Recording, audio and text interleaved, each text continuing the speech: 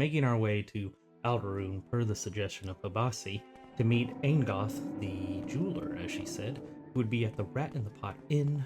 We talk to the Stiltstrider driver, and they tell us that the Rat in the Pot is just past the Mages Guild, right before the stairs. You can't miss it, which we make our way over there as quickly as possible, thinking about maybe grabbing a drink before we talk to him, but shake our head, decide it's better to go downstairs and maybe talk to some of the guild members that might be down here, so that way we can figure out where Angoth is and get some more septums in our pocket. So we're stopped by an orc, a Grob Skandar, and we ask him about himself, and he just tells us straight up he's with the guild. Not very subtle, and tells us how he can get a price off of our head, but that's not what we need. So talk to a nearby Argonian and ask him about himself, and he just claims that he's a sharpshooter, a pretty straightforward guy, and lets us know that a guy named Tongue-Toe is around here as well too. So we go around, find a high elf that seems to be selling potions, maybe some spells, whatnot.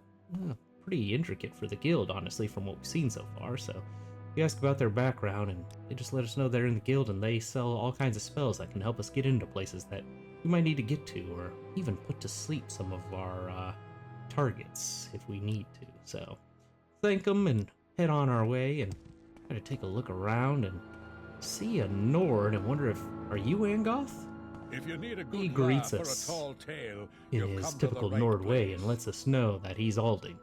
Asking him about his background, just tells us he's in the guild. He's got some things to sell, being some of the weapons that we could use, some arrows, and then some torches. Not really helpful so far, what we've seen in the Ald Ruhn Guild. So we go to the next little alcove and finally run into the Argonian Tongue-Toad that everyone's been talking about. And he kind of just tells us that we're gonna have a good day and that he could sell us a guide to Ald Ruhn if we needed, or even offer some training in athletics, alchemy, or unarmored.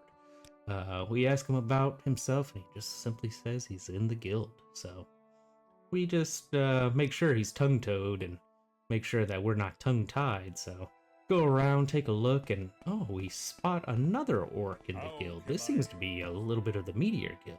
We'll stop, don't want to seem rude and go right away, so we read some books, and then we hop on a chair, can't get quite around, trying to impress him with our acrobatics, and we greet him, and Groberga greets us back and claims he's just a bard. Maybe he's part of the guild, maybe not. Maybe he just wants to write some beautiful orc poetry. So we head up, and we notice a second pair of stairs and two men down here. We approach the dark elf. He doesn't really greet us. He says that his name is Galris, but doesn't really have anything, and says that we should look around for Angoth, giving us a hint. But as we turn to leave, he lets us know that he also is selling some ash statues, some torches, and a dagger. Weird inventory. Maybe this guy's into rituals. No clue. We say goodbye and turn to our attention to the wood elf and say, "Hey, you Angoth?" He addresses us as operative, and we kind of figure at that point that we've finally found our guy. So we ask him about some jobs, and he lets us know that he's heard the Mages Guild is gonna be left unguarded, and he wants us to get a hold of Anarin's Devil Tonto.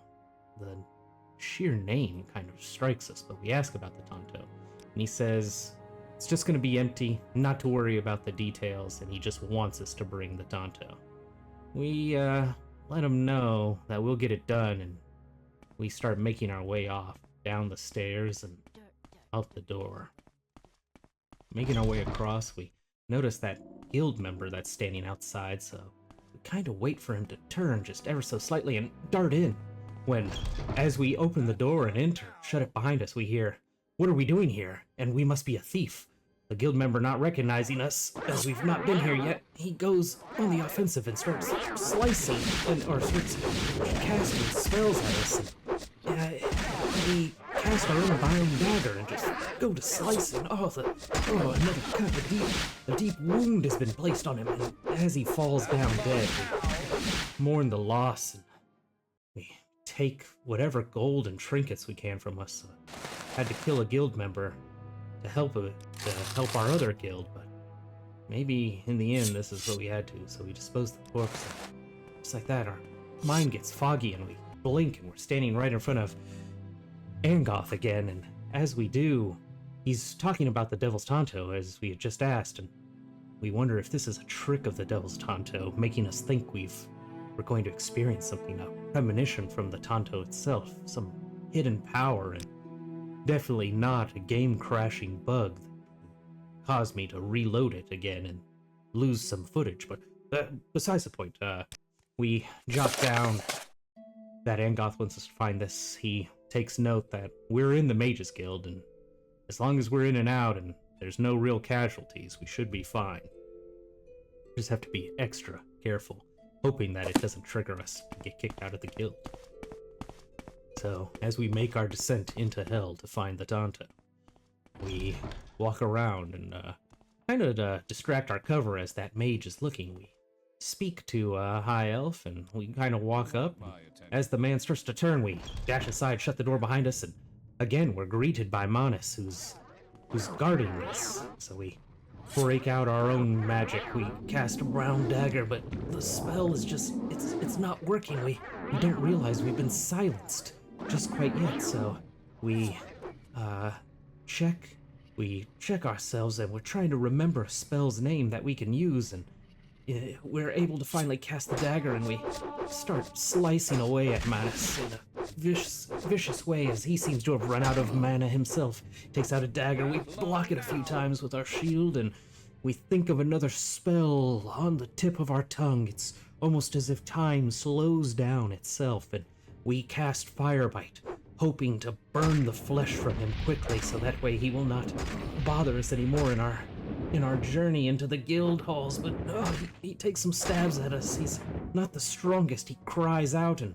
we think of another spell to hopefully end this quickly, so he doesn't alert the guild member outside. We think about buoyancy, but that wouldn't help. It would just make him fly to the ceiling. So we take out Shock and start casting. Die, Manus! He does not fall. We run out of mana, so we switch quickly back to our summon Daedric weapon and take a light. Putting down the Daedric weapon, we grab the very trinkets we saw last time and hide his body in the plant life, hoping that the nutrients will at least service that. We enter this side room and start picking locks. We know our job might have been triggered, and we don't know if that guild member outside will react any differently to us. Maybe he heard the commotion, maybe he didn't. Maybe being silenced actually helped the situation. We grab what we can, grabbing a measly 25 gold, and search the chest, finding nothing of value. We want to take as much as we can, but not too much, so we think better on taking the guild supplies and the small chest and only ingredients. We kind of feel bad. Where could we hide? Where could the guildmates of ours hide this Tonto? So we find a chest and decide to take out a probe. We know how the Mages Guild likes to set traps on everything, so we just pick it as best as we can, and realizing the lock level, we know we're gonna have to probably take out a spell scroll to do this. It's not the most skilled, and this lock seems too complex, so we prepare our hands with those of the magical words of Ondusi as he had created the spell before. As we search in our bag for the scroll that could help us with this, we look around and we see we just have a thief ring, so maybe we don't have an Ondusi spell scroll, so we use that, and still too complex. We shake our head, saying maybe it's just not worth going through all this, so walk around and take a look to see what else we can find. See some of the guild's thing, see some gold that we could definitely use, so decide to pocket that, giving up on that one chest, and see some calcifers, some mortar and pestles, some other guild supplies. We'll leave it for the guild, as a lot of this, we don't want to bankrupt our own guild that we also work for, even if there is a conflict of interest. Realizing no one's here, we check this room, find a guide to Ald Ruhn, a desk, close the door, and check another room. Where could this Tonto be? Nowhere in sight as of yet, so look around and decide to make our way to the ground floor as we think about our levels and what we need to advance in life. And is the Thieves Guild really the option? But anyway, so we take a look around. We see a little altar. Maybe the Tonto is being guarded by holy rituals? No, just gold. So swipe that up as well, and then we find a Book of Withershins. We've read this tome before, got the knowledge restoration out of it already, so just kind of flip through it pretty quick and decide that what a good read Withershins has always been every time we've read it. All the times we sit down. We, again, seem to be contemplating our level for whatever reason. We find this seems to be the armory of this Mage's Guild.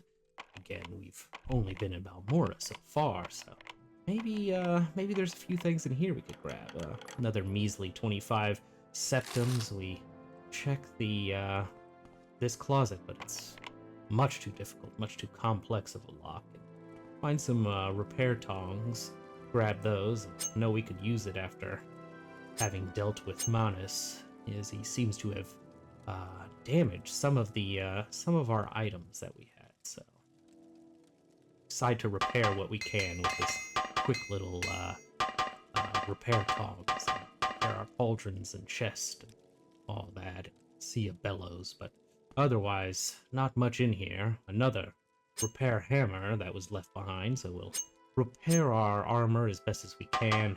Not the most skilled. We're working. With that, we feel a little more knowledgeable in the art of repair. Look around. Still, Tonto is going to be around. Would it not be within the armory of the Mage's Guild? Ugh, whatever. Finding another 25 gold, we make our way around, see a locked crate. Think it can't be in there, so where would this Tonto be when we remember there's another small room over here? But we also find a Book of Sun's Dawn, which gives us a little more information into mysticism as we quickly flip through the book and learn a little bit about what was going on back in the year of 2090. Looking around, and we just check our level again. We were really into checking levels at that point.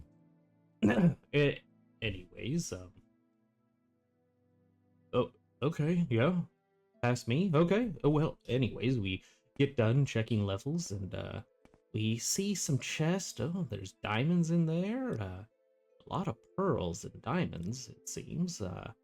Oh, Journeyman's Chancellor, and a small chest at level 85. That seems to be, if we were going to keep a Tonto, maybe it would be in there, so.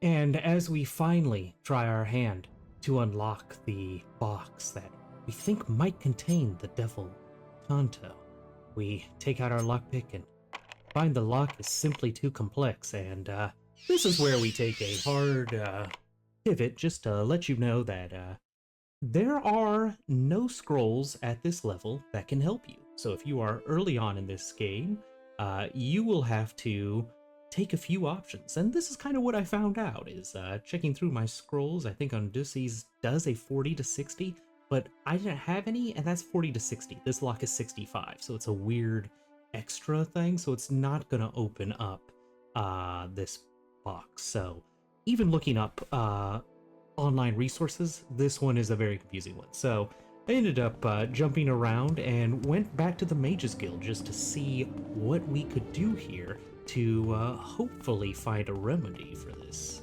issue quickly, because, I'm trying to do these quest lines.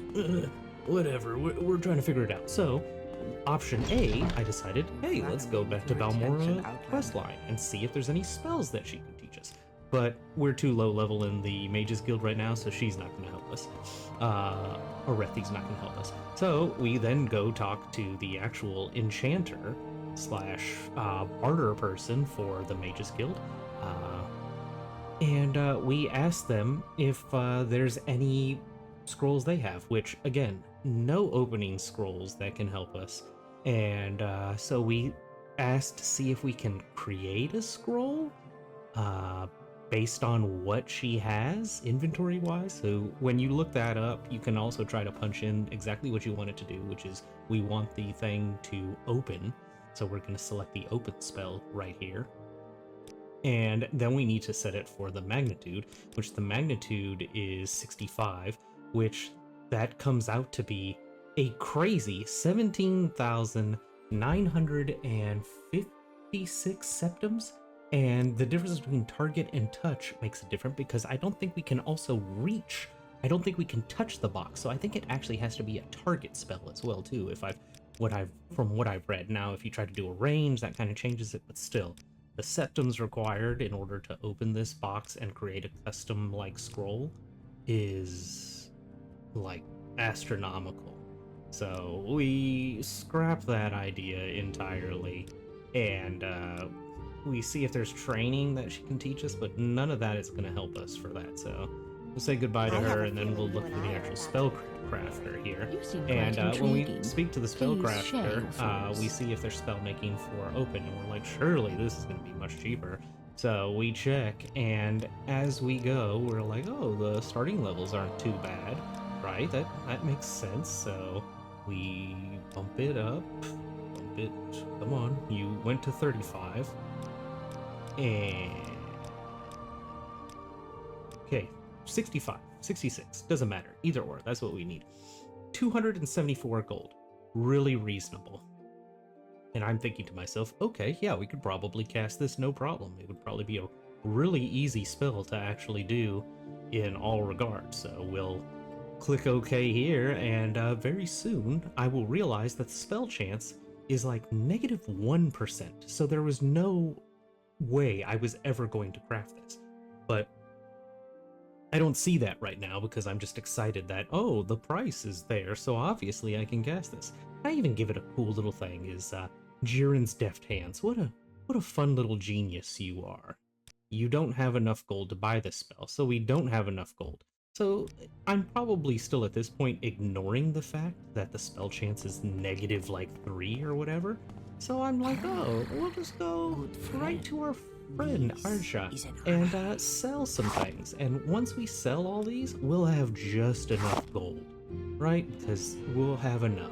I can't wait for the reveal for myself for whenever we do realize this. Oh, yes, just sell that little potion. You don't need that. You don't even need Drain Fatigue that you've crafted, or any of these, for a matter of fact. And, you know, this is really good. I guess I just wonder why the scaling they thought was like, they didn't want to make scrolls. I guess because scrolls are an instant cast versus like you actually have to have the skills in place. So it kind of makes sense, but 17,000 seems extremely unreasonable. Well, anyway, spell making. So we go to make Jiren's Deft Hands again. And maybe now I will have the revelation that my spell chance is going to be literally not possible. Because I'm already at 56% at a, like, 1, and opening a level 1 lock. Oh, okay, yeah, we're there. 66. Oh, 60. Oh, come on, you gotta bump it. You gotta bump it up. 65, beautiful, and we hit okay. And oh, maybe we don't. Maybe now. Oh, yes, we did just realize.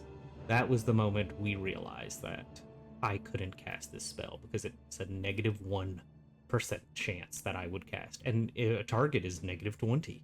So completely out of the realm. This is me coping, going through everything. I bought it anyways. Maybe I didn't. Maybe I was just checking prices. Oh, past me. Okay, I'm gonna notice it now because when I go to select it, I'm gonna be like, wow, okay, that's cool. So what's my spell chance? Oh, so yeah.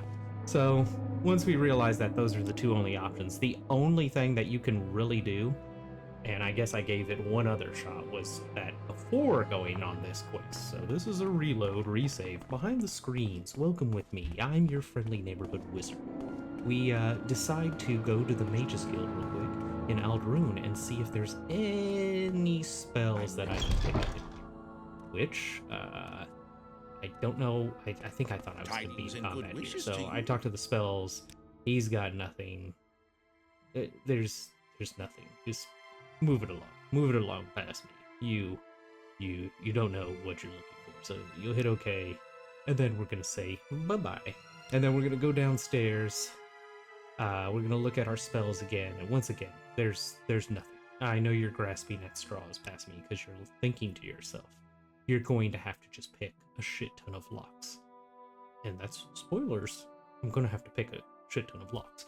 Well, anyways, we're looking through our spell list, seeing if there's anything we can reasonably cast here. And again, nothing is on the menu. The only other thing I can say is that, yeah, I could have, like, tried to train my lockpick or alteration that's related to that to do it, but I might as well just train my lockpicking since we're already like a witch hunter class, so it's probably just easier to just do lockpicking and then just let the other magic spells that carry forth. Like wasting your spells that long to do it, not that worth it. So we just went through, took a look again, and this is, again, me just coping with the fact that I'm going to have to pick all these locks. One day I'll get this, but I think I was trying to like level up my spell casting here, but then I realized like it's only going to do it on successful attempts, so that's not really a great option as of right now if I want to ever get this done. So I'll go to the spellcaster here, barter, see if there's anything to boost like spell casting potions wise. There's nothing. There's absolutely nothing. So that's pretty much just going to leave us with checking out any other guild mates. What can I do for you, friend? I'm gonna read that book because obviously I haven't read it yet, but we did it anyways because I thought maybe this was gonna work. It wasn't gonna work. So that's just gonna be the guild master. We're gonna ask the barter, the blacksmith for them for enchanting, but it's gonna be the same cost. I don't know why I thought this would be any different. Maybe I didn't even. Okay, I just realized off the bat. Good. And then yeah, the guild charter master here. We talked to them again. It's just advancement. Talk to them about the guild, mages guild, whatever. It's you guys get the point. Where this is eventually leading, though, is I've just got to accept the fact that I'll be doing a 100% lockpick run, basically. So we'll just be lockpicking after this. So I think I accept like a little job or whatever here, or give her something that she wanted. Yeah, dwarven items that she wanted. Yes, but otherwise, yeah, we speak to everyone. No one's got anything for us. Speak freely, friend. Just a little peel back behind the curtain, and I would say enjoy the sped up version that you're about to see with wonderful whatever music I come up with it, or maybe I'll just put in something from the OST or something remixed in here, so this way you don't have to watch me go through this depressing moment of spending looking at it now about an hour's worth of time, maybe even more than that, because I cut out some of this video. Probably maybe 2 hours worth of time of lockpicking to get it leveled up, so this way I can get this beautiful good wishes tongue to you. as the I'm listening. ancestors would like. So yeah, until then, get ready for this portion. Well, enjoy the speed.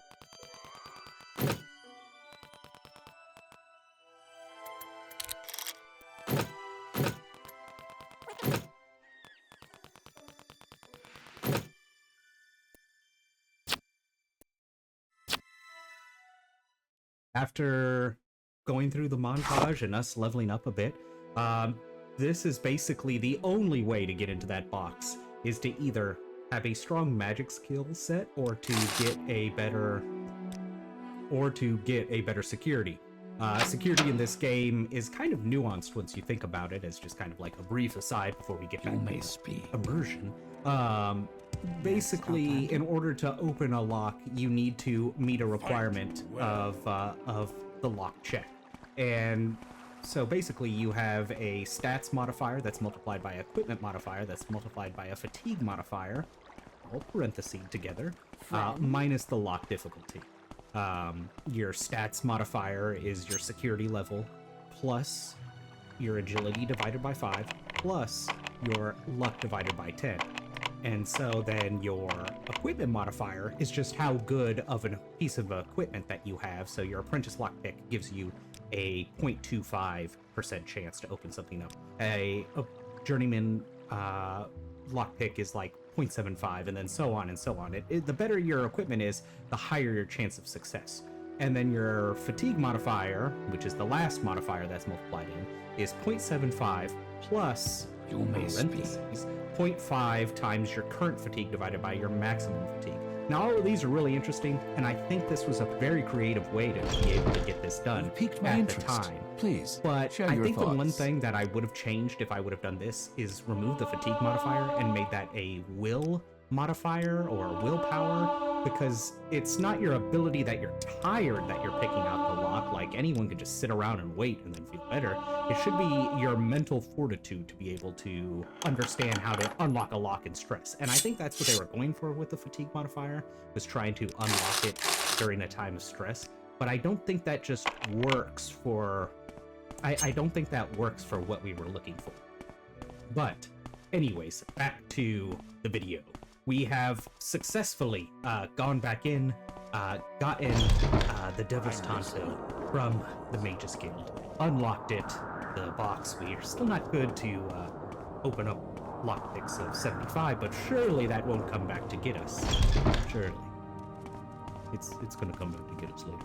But anyways, we make our way back to the Rat and Pot Inn and make our way downstairs and find our current taskmaster, Anorgoth. Our current taskmaster, Angoth the Jeweler. Angoth the Jeweler, we let him know that we have the Tonto, and we give it to him. And as we do, he thanks us, and this is exactly what we're looking for.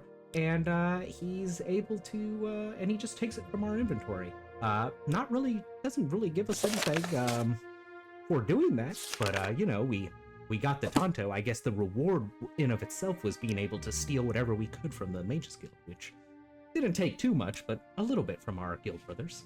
Anyways, we ask him if he has any more jobs, and he tells us of the Redoran Master Helm, that a client wants a helm, and that most of the counselors in House Redoran have one, but they're hard to find. He knows that Minor Avalar has one, but it's probably in his bedroom. And that, you know, if we make our way to Arabar Manor, perhaps we can sneak in and get it ourselves. So take it down, jot it down in our journal, and check to see if we have the appropriate lockpicks and everything else is necessary, because we might have to open a chest to get this help. So make our way down the stairs and cross over to the giant desert crab body that we're headed to.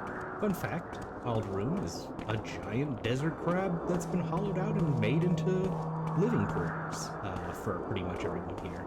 Yes, you gotta stay somewhere in the ashes, and nobody wants all this magmic dust flying around. So we make our way over to the giant corpse, checking to make sure that we have everything in place for this raid, and even check the Tana route to see if there's something.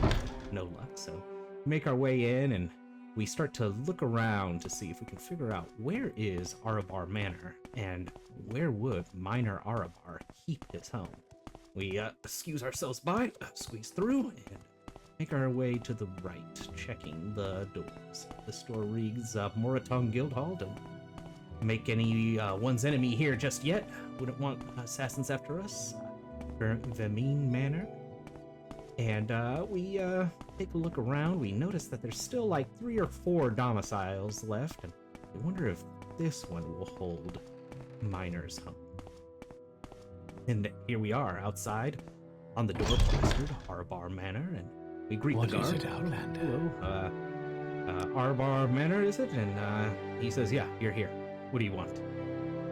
We look at him and we say, nothing, just passing through. We have a friend, and we do a little giddy jump and make our way through the manor, talk to someone else, and we ask them if this is the manor, and after they respond that, yes, of course you're here, we're like, oh, thank you. Just looking for our friend. They're on cleaning duty. Yes. What is it, Outlander? How things go. Not being paid attention to, most likely because we're also fellow guards.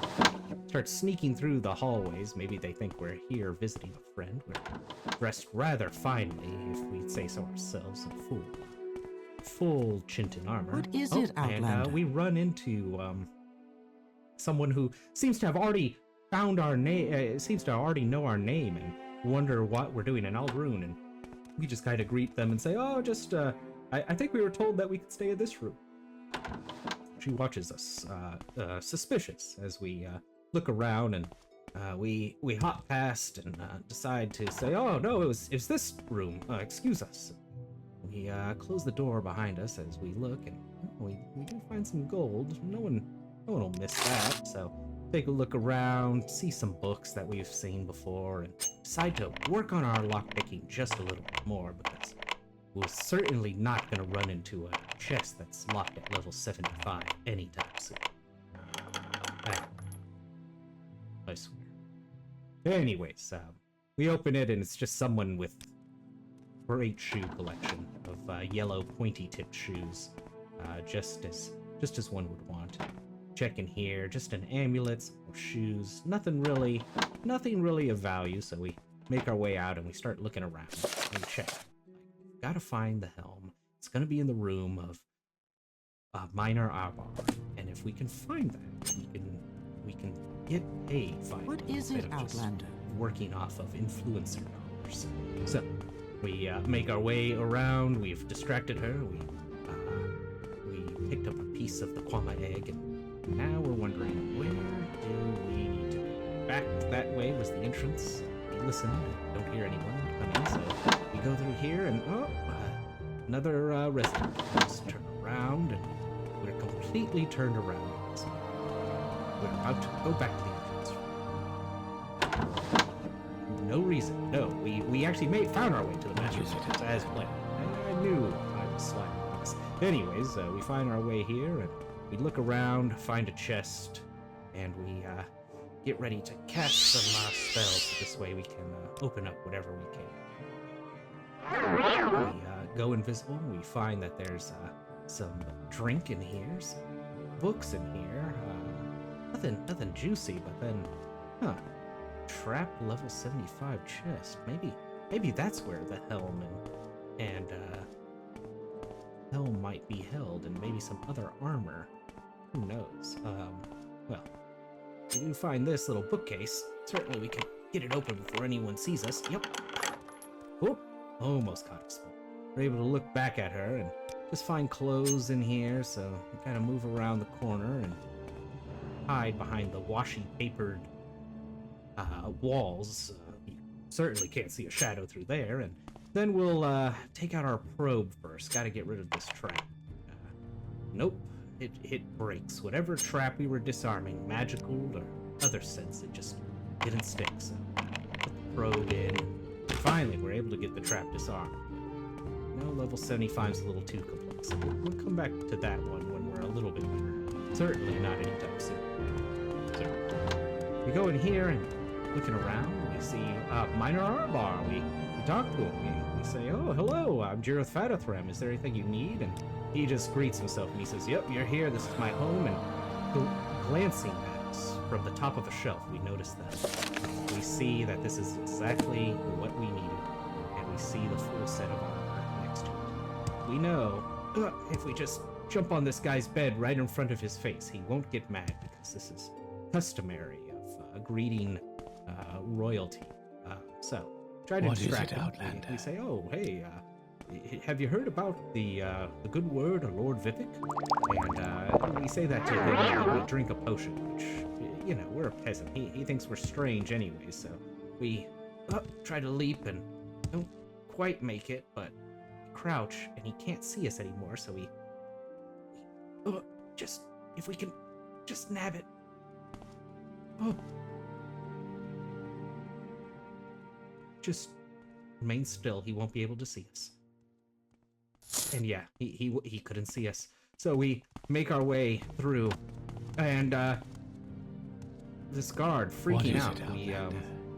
We wonder if he knew we were somewhere we weren't supposed to be. So we check, we look. It's definitely the Redoran Master Helm as we stand there, looking in our backpack, make our way out of the doors, making sure that we didn't get lost.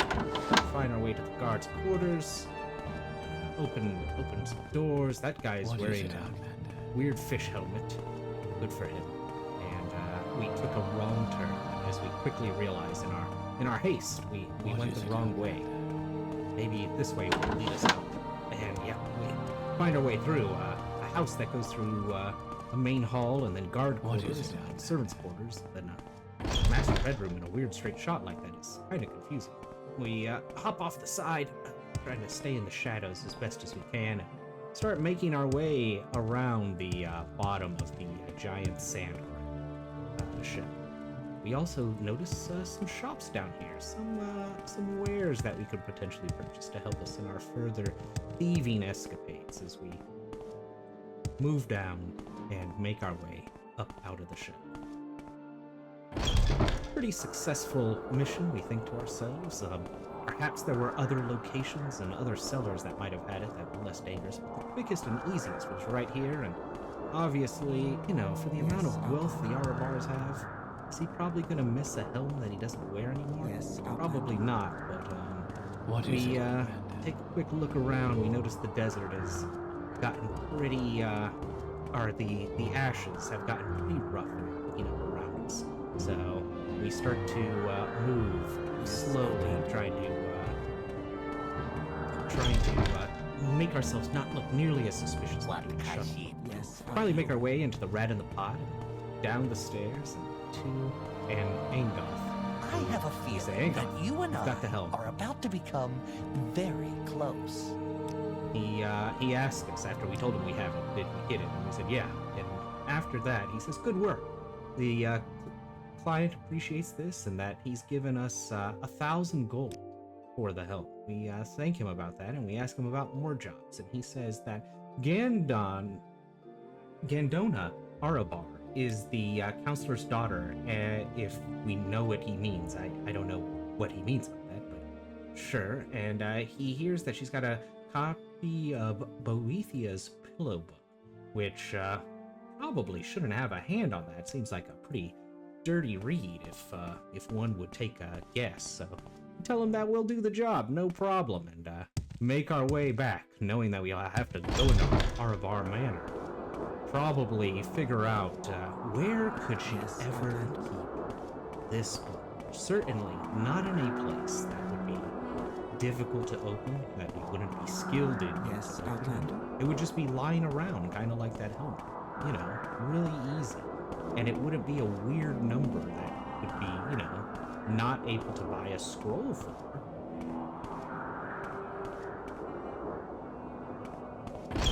So, after making it through and back to Minor Arbor's home, we find the young daughter of Minor Arbor, we look around and we remember the chest that was here earlier, the 3 chests that she had in her little, like, love corner, love cushions, whatnot. Well, we check, we remember that one had alcohol. We check the next chest over because we know those had books, but neither of those books were the ones that we were looking for, so we figure that of course it's got to be in the locked chest.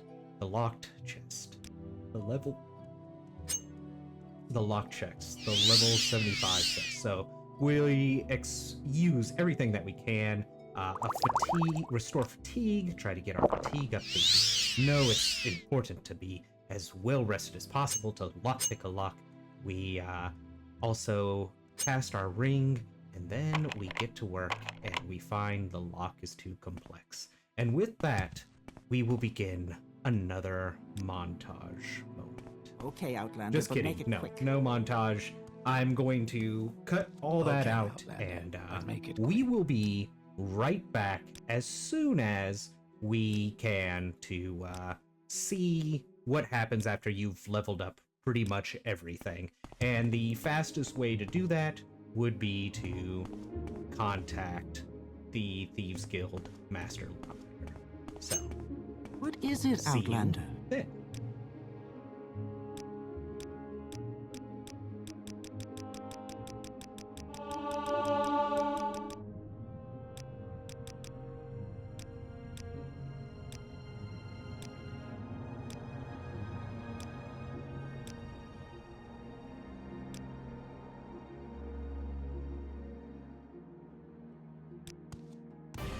So, we make it back to Valmora. We've recruited a master security agent, and we see Piqued my Hercindi, interest. and we say, Please, hey, share Hercindi, your we need more thoughts." training. So we go up to him, and we select security. And basically, to get it with a master probe, your thief's ring, and a pretty high fatigue, you need to have your security skill at roughly 30, I think, to be able to at least have a chance to open it. It's not even guaranteed at this point, because remember, it's based off of percentages, and you're trying to meet a certain threshold of percentage to be able to open it. So we're sitting here at, I think we end up leveling up to like 35, or around there, 34, and then 35, I think was the safe bet. I think I might have even gone an extra one over, just to see if I could. Just to make sure that I could open this thing.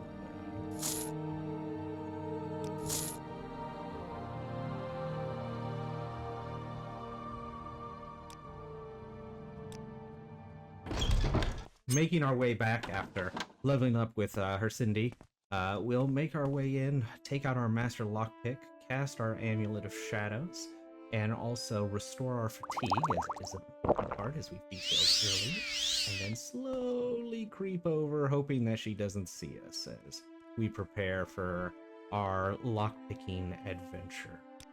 So we will do such as we prepare for our lockpicking adventure. Taking out the pick, we realize the lock is still slightly too complex, so we find that we're gonna have to take in some deep breaths. Focus. Prepare ourselves, young Jerry. This is the way. We will also cast our thief ring just to make sure that we're able to do this. And well, it's failed, but we have a chance. And finally, we hear the clicking of the tumblers as we're able to find it and find that she's a little bit of a skooma addict, a little bit of an addiction problem. But we also find Boethia's pillow book. We gracefully put away our pick, run out before our spell can be cast, and we double check we have the book. We read it and we see that no words can describe what we've seen or heard here with Boethia's pillow book. So we close the book quickly and start making our way out of Aragorn. Making our way back to the Rat in the Pot. We make our familiar ascent up the stairs and then back down to the secret little I back have a alley. feeling that you and I Angoth greets are about us, to become and we listen to very him rattle close. off some information that we care about the guild so much, and we let him know we've got Boethia's pillow book. He asks us quietly if we've secured it, and we say yes. Here it is. We've got it, Angoth. He says, interesting. That some of these around here, just some of the images that he sees confuses him, but he thinks the books that the Dunmer have are interesting. So he gives us an amulet of far silence and a chameleon ring as thanks. we say, well, could have used some coin, but these are very good tools for anything else. So we ask him about advancement, and he says we still have some jobs to work on. So we ask him what other jobs he might have for us, and he said there's another book that he wants. It's called Withershins.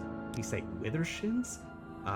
And he says, yeah, another client wants us to find a copy of the book for him. It's not for sale, if you know what I mean, but I've heard that Miles Glorious has, over at Annalus Trade House has one. So we let him know, yeah, okay, thanks, but we also know that our guild brothers across the way have a copy of that book from when we raided that place. So maybe that's a better source that we'll grab it from, and won't cost us a penny, as we're certainly part of the guild.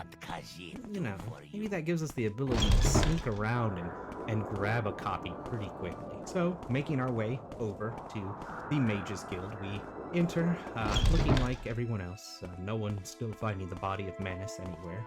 We make our way down the steps, and we take a look at everything that we've got with what we've earned from our last job. We know that our amulet will have to be our best tool to be able to swipe the book quickly without anyone saying anything. Speak freely, friend. As we walk behind the Imperial Fates representative, we get out our thief ring, cast our amulet of chameleon, and do our best to try to disguise ourselves, so this way we can get in and not be seen. Around of surrounding, we've got quite a bit of stack of chameleon us now. Maybe we'll blend in. We won't be quite invisible, but should be out of sight enough that hopefully no one will see. So crouch down and prepare to take the book as quietly as we can. Withershins by Yakat. We take it, grab the book, double checking that it was the right one, and make our way up the stairs and back out. So this way we can, you know, earn some more favor with our second guild.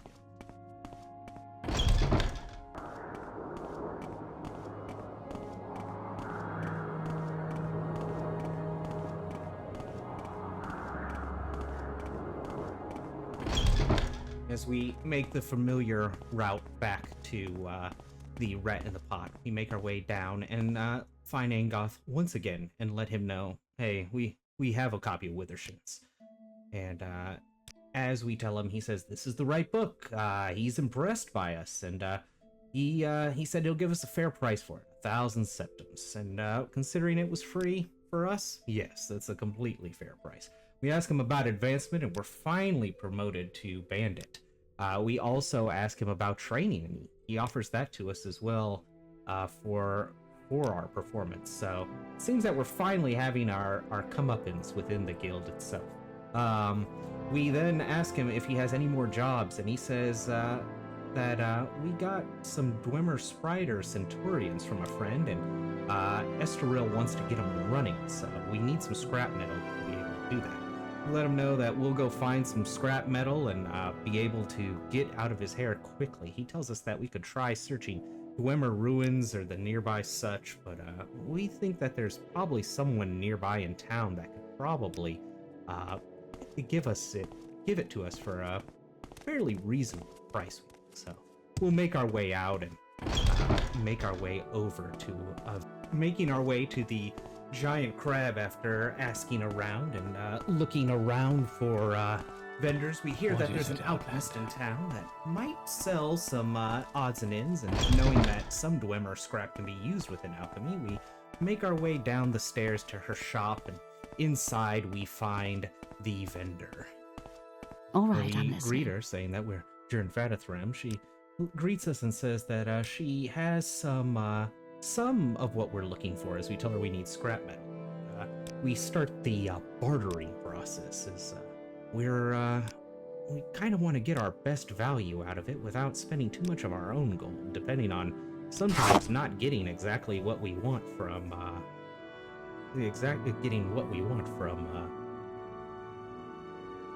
not trying to spend our own gold, as we're trying to get the best deal as possible. So after buying some, we decide to sell some of the potions that we don't need anymore, and realizing that we probably don't need as many restore health potions as we need, so we'll offer some of those, some of the other stuff that we've created that just aren't going to really be as useful to us anymore, and drop weight so this way we can make it back quickly to our Angoth and get our payment.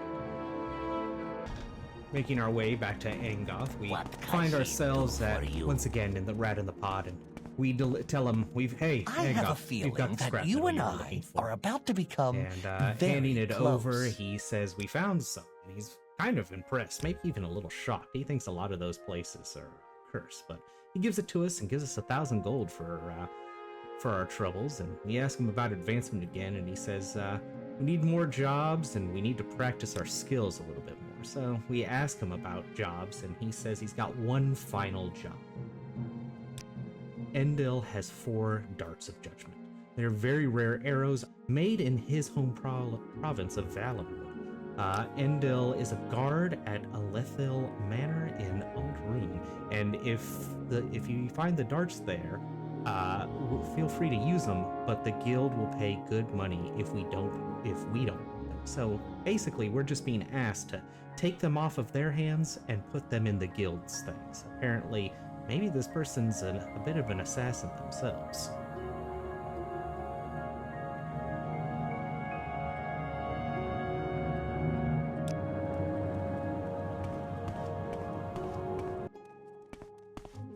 What can she do for you?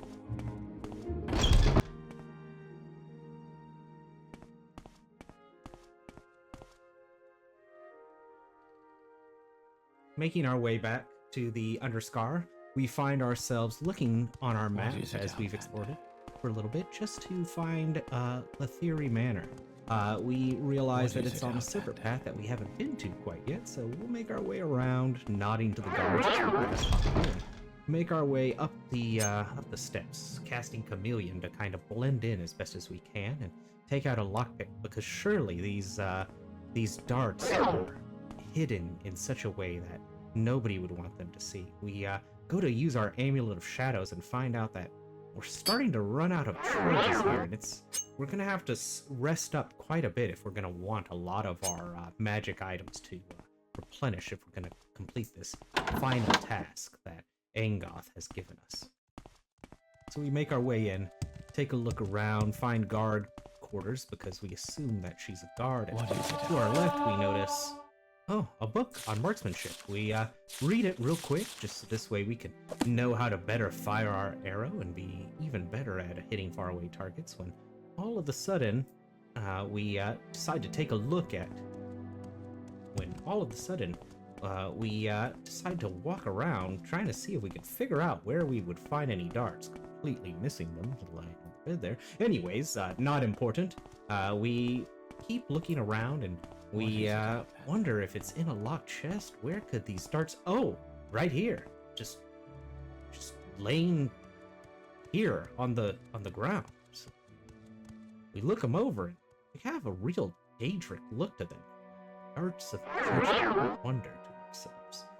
Perhaps these darts are even more vile than what they're supposed to be. We look around, cast as much as we can to kind of make ourselves fall out of the vision of any of the guards patrolling this area.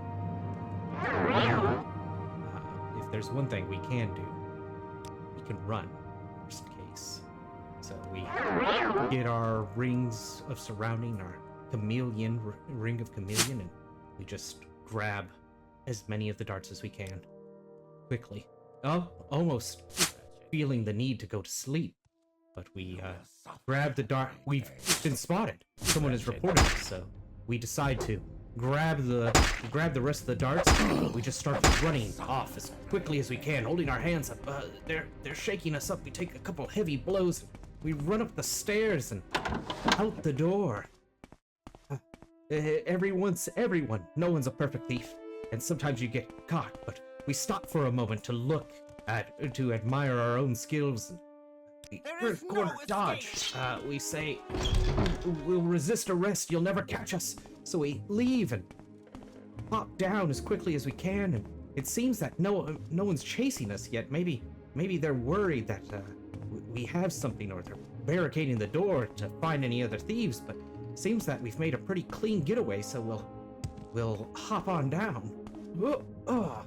Catching it. Having to walk by this guard, acting like nothing is taking place. We make our way up the door, and we'll rush our way over to the rat in the pot. Making our way to the rat in the pot after freshly grabbing the darts. I have a Make our way feeling that to you Ang and opposite. I are about to become Okay. very He asks us about close. the darts judgment as we greet him, and we say we have them. We found them, and we'll give them to the guild. We don't want to hold on to these. It's a lot of money. And he says even if we have a price on our head, he'll clear it for us automatically. So we thank him for that, and we say thank you. Please take these. And he said that there's no prices on your head. He's already cleared it for us. So we thank him and look back at ourselves, checking us over, and realizing we're hurt. We ask him about advancement, and he says we've done a lot of jobs, but we need to do more and practice our skills. We ask him about any more jobs, and he says, as we know, that was his last one, and the only thing left is to go to talk to Big Hillendi or go talk to Gentleman Jim Stacy. He's in Vivek, and he'd be interested in working with us. We ask him about Jim Stacy, and he just tells us to look for him in Vivek. That we'll find him in a basement shrine. We thank Angoth, make our way out, knowing that where we're going, we're gonna have to figure out the next big heist.